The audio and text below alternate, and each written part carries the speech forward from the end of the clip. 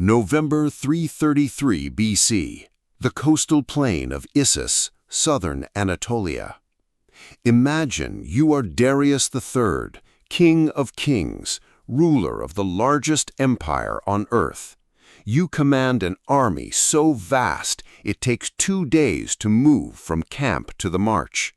Your cavalry alone outnumbers everything Alexander brought across the Hellespont.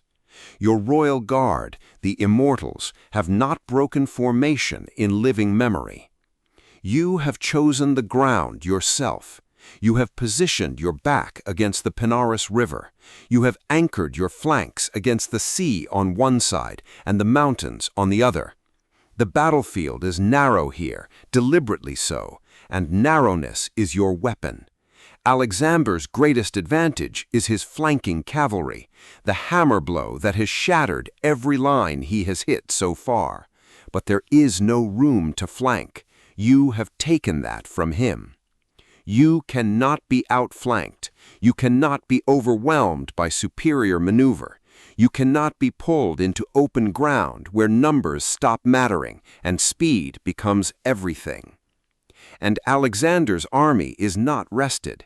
His men have been marching for weeks. He has perhaps a third of your numbers.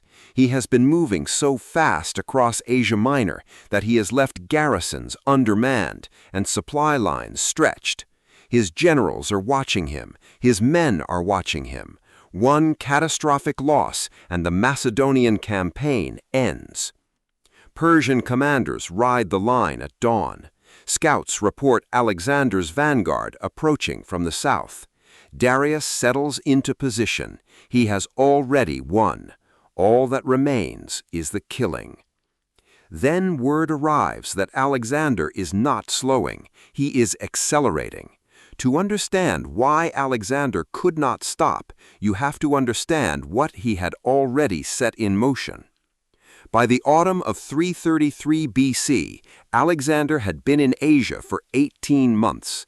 He had crossed the Hellespont with an army of roughly 35,000 men, crushed the Persian satrapal cavalry at the Granicus River, swept through Lydia, Phrygia, and Cilicia, and cut the Gordian knot, a symbolic act he understood better than anyone. Momentum was not incidental to his strategy. It was the strategy.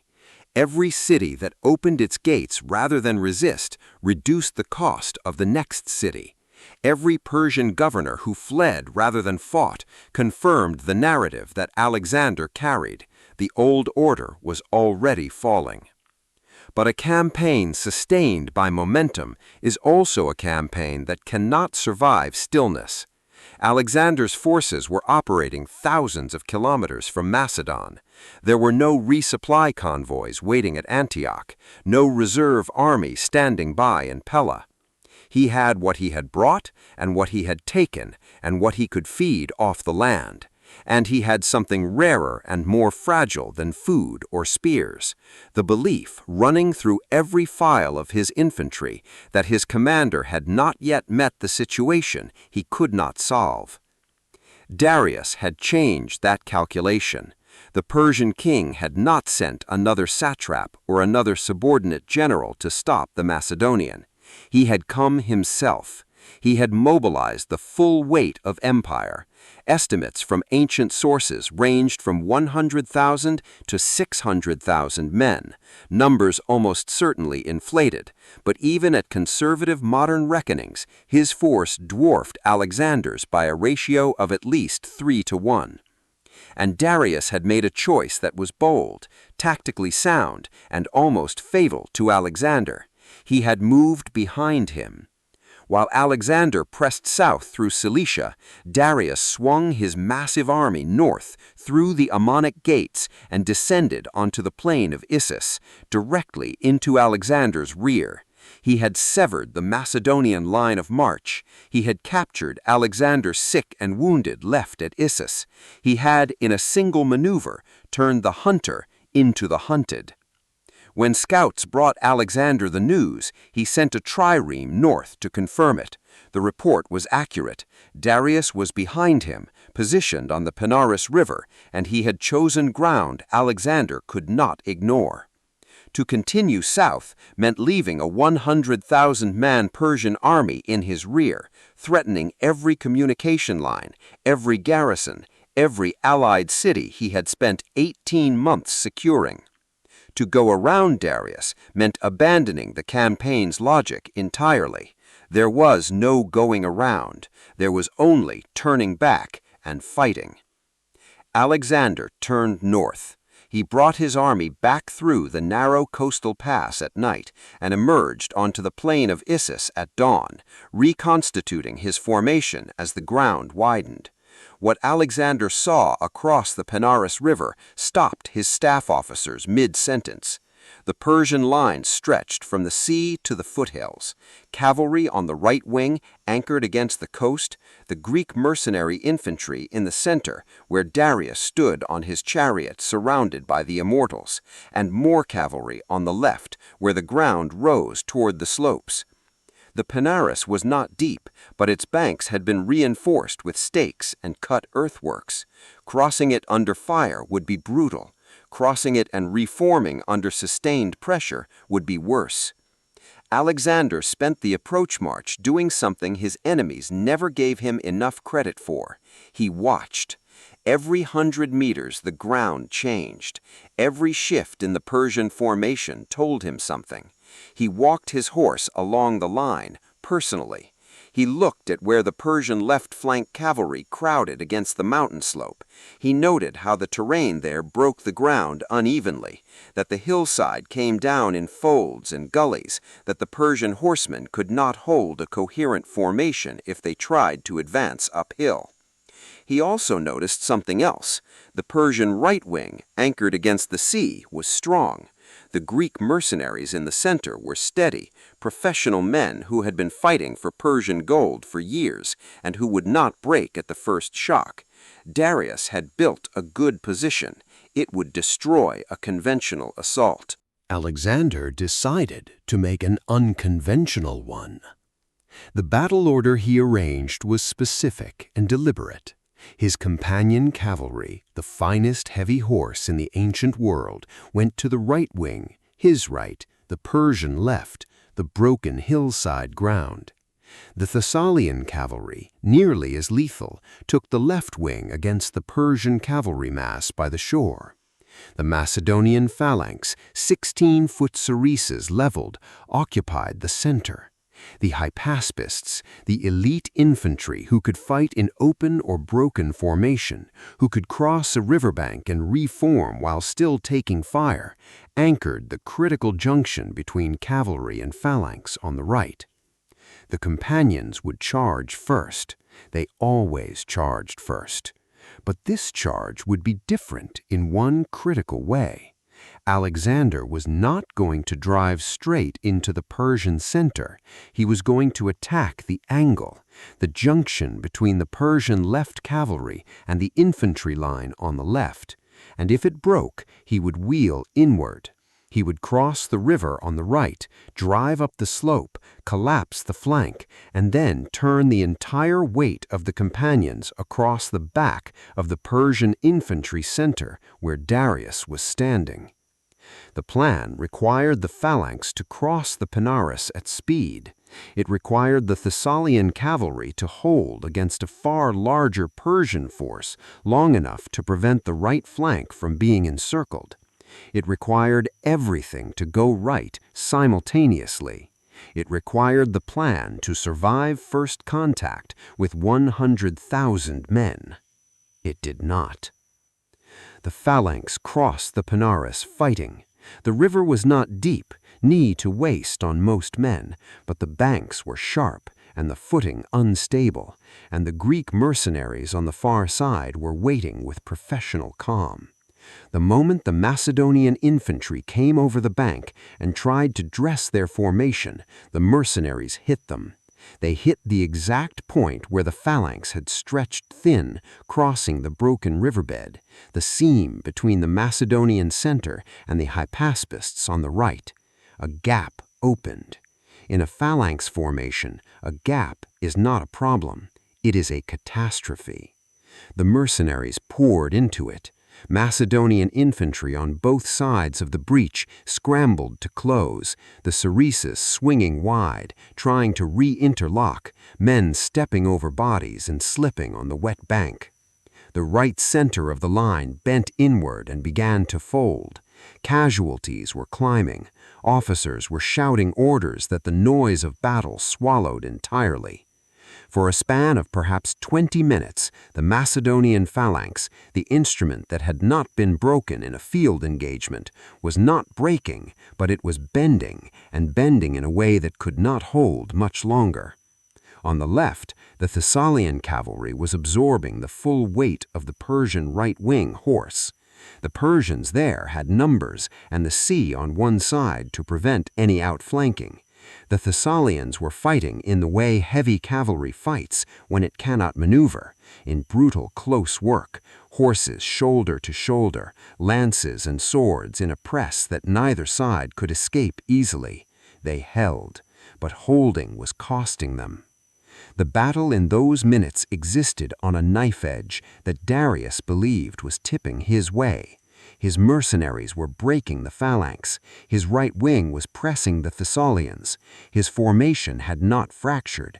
Everything was proceeding as a rational reading of the situation demanded. Then the right wing broke open. Alexander had already crossed the Panaris with the companions at the oblique angle he had planned. The Persian left cavalry crowded on the hillside ground, had tried to advance and found the folds and gullies doing exactly as Alexander had seen they would. The formation broke apart on the slope, horses and riders separating, the coherence of the charge dissolving before it could land. The companions hit them in segments. The companions were trained to fight in segments, in the fluid wedge formation, splitting and recoalescing on contact. The Persian cavalry on the slope was not. They broke uphill and off to the flanks, and the way to the Persian infantry line behind them swung open. Alexander did not pursue the cavalry. He turned the companions inward, down the slope, and across the rear of the Persian left cavalry, and drove straight toward the Greek mercenary infantry that was breaking his phalanx. He hit them from the flank and rear simultaneously, with the moment that the phalanx, seeing the companions charge, found something in the line and drove forward. The mercenaries were now under pressure from three sides. They began to give ground. The line that was breaking the phalanx began to fracture instead. And then Alexander saw the chariot. Darius was visible, the tallest object on the Persian center, elevated above his guard, surrounded by the color and emblem of empire. Alexander turned toward him. The companions drove inward. The immortals closed around their king, and the close work became absolute carnage. Men and horses and sarissas and Persian spears in a press so tight that the battlefield stopped being tactical. It became personal. Darius's chariot horses were struck and panicked. The royal guard was taking casualties from every direction. The left flank had already gone. The mercenaries in the center were backing away. The right-wing cavalry, still fighting the Thessalians, received no orders because no orders were coming. The command structure of the largest army in the ancient world was collapsing inward from the center, and Darius looked across his dissolving line and made the decision that would haunt him for the rest of his life. He abandoned his chariot, mounted a horse, and rode north. The moment Darius fled, the Persian army stopped being an army. Units that had been holding broke immediately. Units that had not yet been seriously engaged turned and ran rather than find themselves isolated.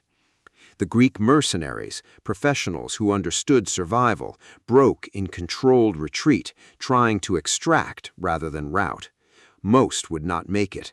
The Macedonian cavalry was already moving to the roads north and east, cutting off lines of escape.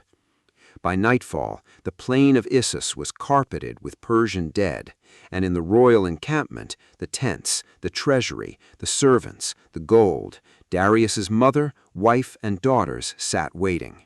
They had expected their king to return victorious. They got Alexander instead. Darius had the better ground, the larger army, and Alexander trapped between his position and the sea. When the phalanx cracked at the Pinaris, the battle was his to take. So the question worth sitting with is this: was Issus decided by Alexander's genius or by Darius's decision to flee, and is there a meaningful difference between those two things? Drop that in the comments. The answers tend to split people in ways that say a lot about how they think about leadership under pressure.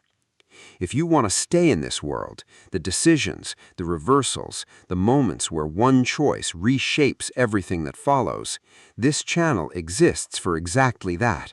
The timeline covers the battles that remade the map, and it does it without cutting corners on the complexity that makes those battles worth understanding. Next, we follow Alexander into a siege that military historians still argue about. A city surrounded by open sea, a fleet he didn't have, a deadline he couldn't afford. What Alexander built to take Tyre became one of the most audacious engineering projects in ancient warfare, and very nearly the mistake that ended his campaign entirely. The morning after Issus, Alexander walked into Darius's tent. The cooks had prepared a bath and a meal for a king. The table was set with gold plate and Persian spices and every comfort the empire could carry on campaign. Alexander sat down, looked at the spread, and said, according to Plutarch, "So this, it seems, is what it means to be a king." He said it without irony. He was already becoming what he was defeating. The immediate consequences moved fast. Darius's family was in Macedonian hands, a diplomatic asset of extraordinary weight. Alexander treated them with a deliberate courtesy that itself was a political act. He sent word that Darius was alive, that his women were safe, that he bore them no dishonor. It was calculated magnanimity, and it worked exactly as intended. Persian nobles across the region began to reconsider which way the wind was blowing. The ripple moved outward across the entire campaign. Issus did not just stop Darius, it opened the Levantine coast. Every Phoenician city-state between Cilicia and Egypt now had to make a choice, and the choice of most of them, Byblos, Sidon, was submission without a fight. The Persian fleet, which had been threatening Macedonian supply lines and island holdings across the Aegean, began to dissolve as its Phoenician and Cypriot contingents defected, their home cities now under Macedonian control. In a single afternoon, Alexander had not just won a battle, he had begun to strangle the naval power of the empire he was dismantling. The royal tent and all its contents were stripped and sent to Macedon. Among the items catalogued was Darius's personal casket, an ornate Persian box, gold-worked and jeweled, used to hold whatever a king held most precious. Alexander looked at it, turned it over in his hands, and put his copy of the Iliad inside it. He carried it with him to Egypt, to Persia, to India. It traveled farther than any Persian king ever had. The casket that held the treasures of Darius held instead the poem about the hero who burned too bright and died too young. Whether Alexander saw the parallel, no sources record.